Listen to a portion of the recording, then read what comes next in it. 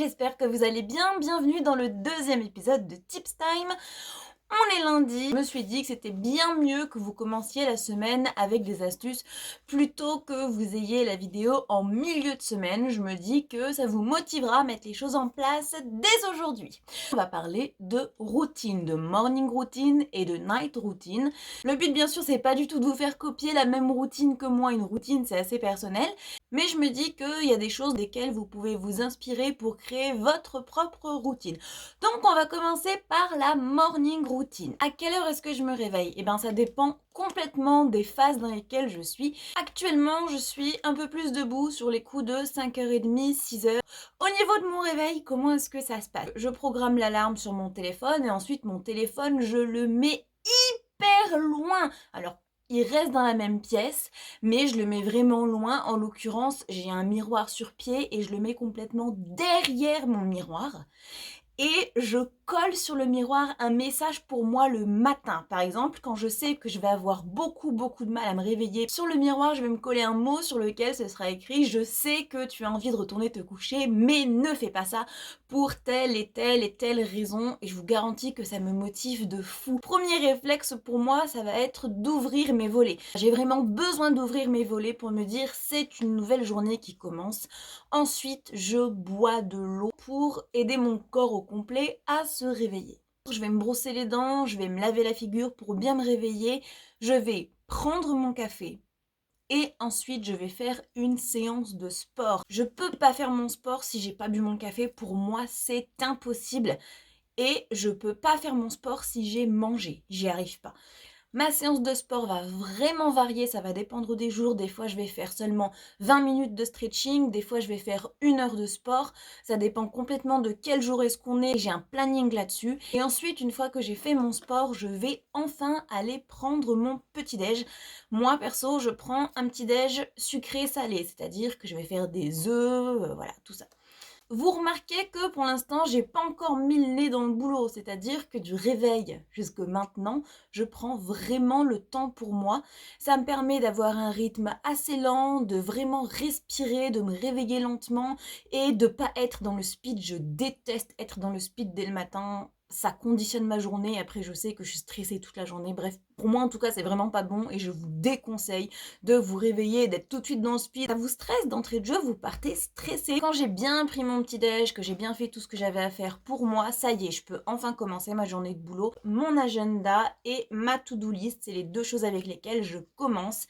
Alors mon agenda, moi, c'est mon indispensable. Celui-ci, je l'adore. Bon, il n'y a ni partenariat ni rien du tout. Bref, je regarde mon agenda un petit peu comme tout le monde pour me rappeler comment va se passer ma journée, à quelle heure est mon premier coaching, avec qui. Je regarde ma to-do list et je sais quelle tâche est le plus important pour moi, donc je vais commencer à traiter les tâches si j'ai pas de coaching tout de suite. Quand je fais mon agenda, je détaille absolument tout. C'est-à-dire que vous avez l'heure du coaching avec qui, vous avez l'heure à laquelle je prends ma pause déj, l'heure à laquelle je rédige certaines choses, où est-ce que je serai quand. Je détaille vraiment tout ce qu'il y a dans mon agenda. C'est tout simple, je me réveille, je fais du sport, je prends mon petit déj, j'attaque ma journée. Changement de décor, changement d'ambiance. Je vous embarque avec moi cette fois dans ma night routine. Alors, oui, on est dans mon lit. Est-ce que je vais me coucher tout de suite? Probablement pas. Pour ma night routine, j'utilise exactement les mêmes outils que pour ma morning routine. C'est-à-dire qu'en fait, j'utilise encore mon agenda, ma to-do list. Comment est-ce que je procède? D'abord, il faut savoir que mes deux téléphones, que ce soit le téléphone pro ou le téléphone perso, je les mets tous les deux en mode avion. Donc personne ne peut me contacter by night. Les personnes très proches de moi, ils savent très bien qu'en cas de problème, en cas d'urgence, il faut appeler sur le téléphone fixe. Donc comme je vous expliquais tout à l'heure, je mets l'alarme et je mets mon téléphone super loin avec un mot pour moi demain matin. Et du coup, je commence ensuite ma night routine. Je commence par préparer ma to-do list de la veille et pour ce faire, je vais checker la to-do list du jour et reporter sur celle de demain les tâches que j'ai pas encore fait ou que j'ai pas eu le temps de faire aujourd'hui. Je continue ma routine en faisant un bilan de ma journée. C'est quelque chose que je fais absolument tous les jours. Un soir, je suis rentrée, j'étais complètement KO, j'avais passé une super grosse journée et quand j'ai checké ma to-do list, je me suis rendu compte que j'avais pas fait la moitié de ce que je devais faire. Et je me suis dit, mais qu'est-ce que tu as fait de ta journée en fait? Donc je me suis assise avec un papier, un stylo et j'ai fait la liste des choses que j'avais fait qui étaient productives et la liste des choses qui ne l'étaient pas du tout. Et puis je me suis rendu compte que finalement dans ma journée qui avait été hyper longue, j'avais été pas du tout productive. Et je me suis posé la question, je me suis dit, mais combien de fois est-ce que tu as fait ça avant de t'en rendre compte?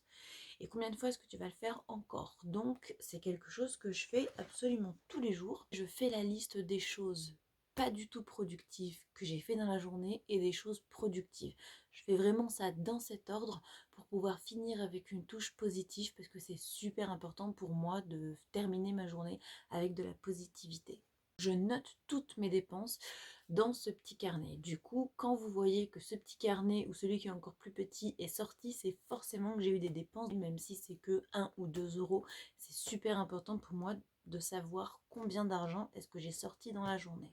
Ensuite, je me plonge à nouveau dans mon agenda, mais cette fois, c'est pour regarder la journée qui m'attend demain, pour me préparer, pour me dire d'accord, demain tu as ça à telle heure, demain tu dois être à tel endroit à telle heure. J'aime beaucoup savoir le soir avant de me coucher quelle journée m'attend le lendemain. Donc c'est à ce moment-là que j'en prends connaissance avant de pouvoir voir ça bien plus en détail le lendemain, un petit peu après le petit-déj. Je sais que le cerveau continue à travailler le soir et qu'il est principalement focalisé sur les dernières choses qu'on a fait. Donc je lis 10 pages d'un livre qui m'apporte un enseignement.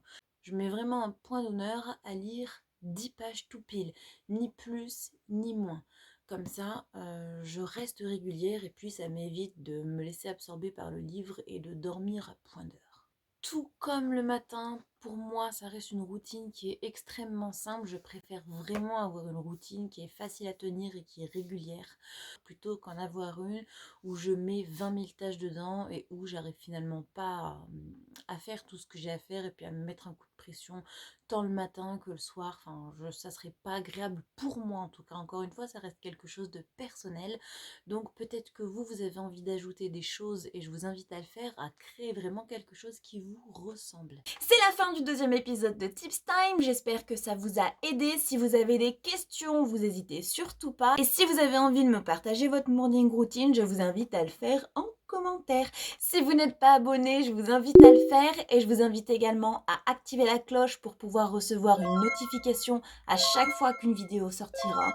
Ça me fait toujours plaisir et au-delà de ça, ça m'aide énormément. Donc merci aux personnes qui sont abonnées et merci aux personnes qui s'abonnent au fur et à mesure. Je vous souhaite un très très bon début de semaine. Prenez bien soin de vous, je vous fais un bisou et je vous dis à jeudi pour une autre vidéo.